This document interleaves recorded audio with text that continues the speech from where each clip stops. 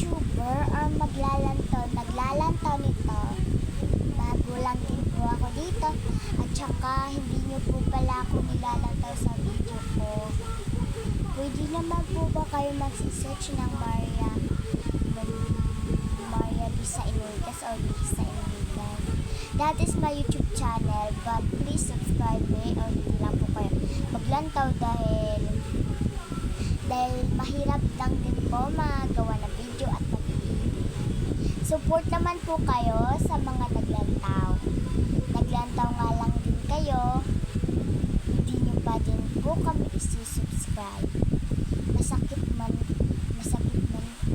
sa pakiramdam na